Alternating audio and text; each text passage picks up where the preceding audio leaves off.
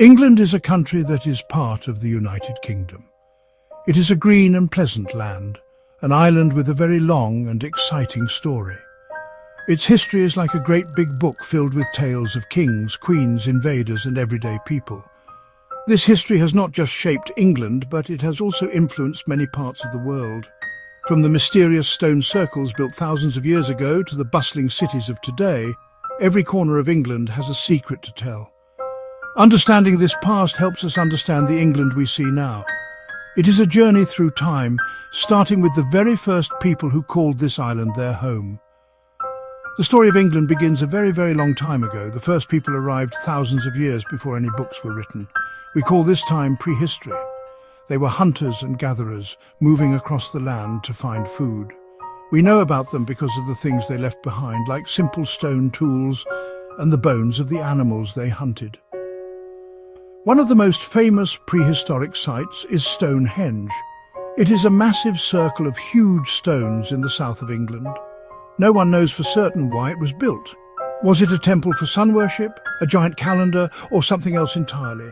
It remains one of history's greatest puzzles. Later, a group of people we call the Celts lived in England.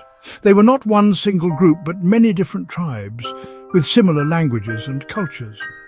They were skilled farmers and fierce warriors who lived in settlements on hilltops called hill forts. They made beautiful metalwork, creating intricate jewellery and weapons from bronze and iron. The Celts had their own priests called Druids, who were very important figures in their society. They passed down stories and laws through memory, as they did not write things down. Their beliefs and traditions were deeply connected to the natural world around them, a world of forests, rivers and hills.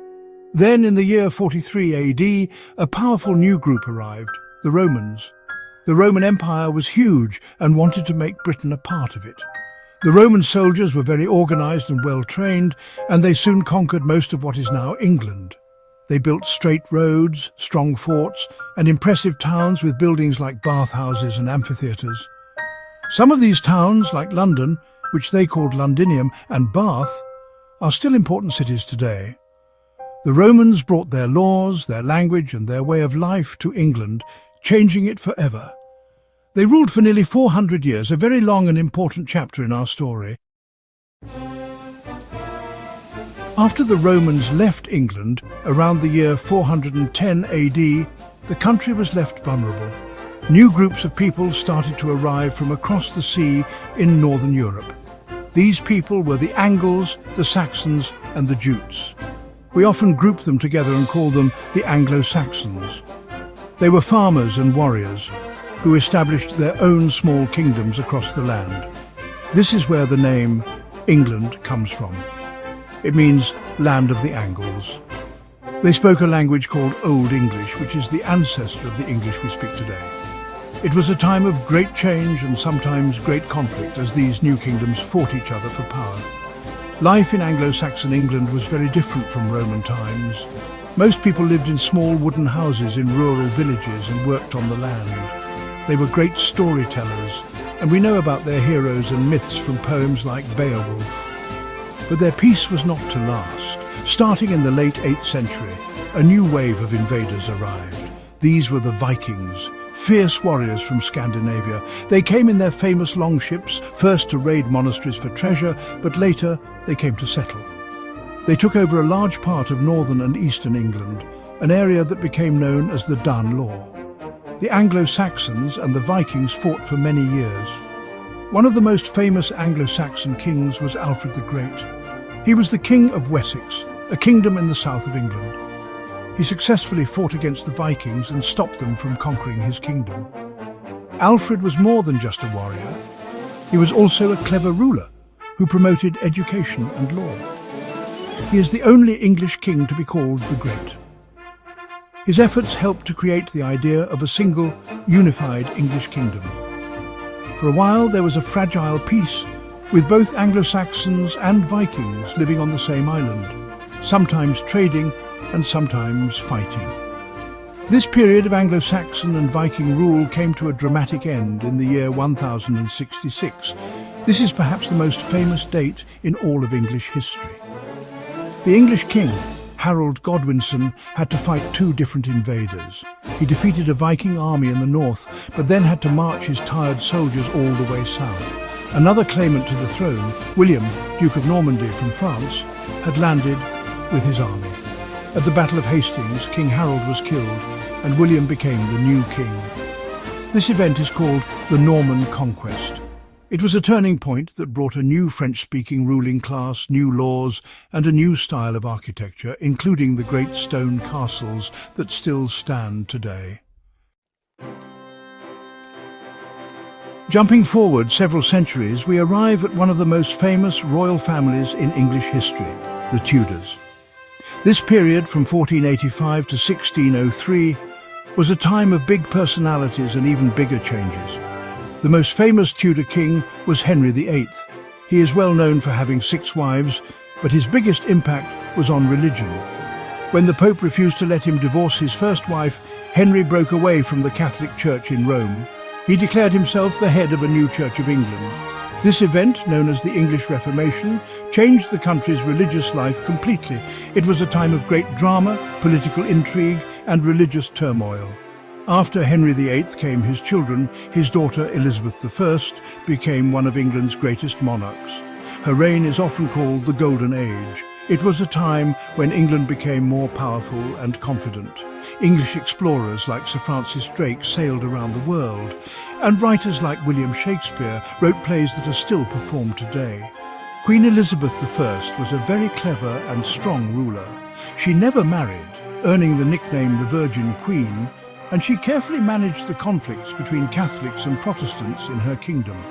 She ruled for over 40 years, bringing stability and a new sense of national identity to England. Following the Tudors, the Stuart dynasty came to the throne. This period was marked by serious conflict between the king and the Parliament. The kings, like Charles I, believed they had a divine right to rule, meaning their power came directly from God. However, Parliament argued that it should have more power in governing the country. This disagreement led to a terrible English civil war in the 1640s. The country was divided between those who supported the king, the Cavaliers, and those who supported Parliament, the Roundheads. The war ended with a victory for Parliament and something shocking, the execution of King Charles I in 1649. For a short time, England was a republic without a king, ruled by Oliver Cromwell. But after his death, the monarchy was restored. However, the relationship between the king and Parliament had changed forever. The idea that Parliament should have a major say in how the country was run became firmly established. This was a crucial step towards the system of constitutional monarchy and parliamentary democracy that exists in the United Kingdom today. It was a messy and often violent journey, but it laid the groundwork for a more modern form of government where power was shared and not held by one person alone. The 18th and 19th centuries brought another huge transformation to England, one that changed not just the country, but the entire world. This was the Industrial Revolution.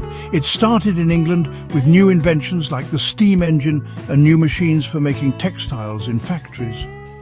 People began to move from the countryside to work in these new factories, and cities like Manchester, Liverpool and Birmingham grew very quickly. This was a time of incredible innovation and economic growth. Britain built canals, railways and bridges, becoming known as the workshop of the world.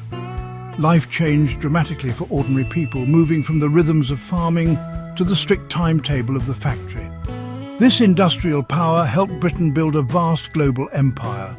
During the reign of Queen Victoria, the British Empire was the largest the world had ever seen. It was said that the sun never set on the British Empire because it had territories in every part of the globe. This brought great wealth and influence to Britain, but it also involved the complex and often difficult rule over millions of people in other countries. The Victorian era was a time of great contrasts, immense wealth and progress for some, but also poverty and difficult working conditions for many others in the new industrial cities of England. The 20th century brought new challenges, including 2 world wars that had a profound impact on England. After World War II, the British Empire began to dissolve. as countries around the world gained their independence. England had to find a new place for itself in the world. The country also changed a lot from within. People came to live and work in England from many of the former colonies, especially from the Caribbean, India and Pakistan. This has made modern England a very diverse and multicultural society, a place where many different cultures, foods and traditions mix together. It has enriched the country in countless ways. Today, England is a modern, dynamic country with a deep connection to its past. You can see history everywhere you look, from the ancient Roman walls in Chester to the grand Victorian town halls in Manchester and the modern skyscrapers of London. It is a country of famous universities, a world-famous royal family and a love for sports like football and cricket. It continues to be influential in global culture, from its music to its literature. The long and complicated story of England, of invasions, kings, revolutions and innovation, has created the fascinating and vibrant country that exists in the 21st century, a place still writing the next chapter of its incredible history.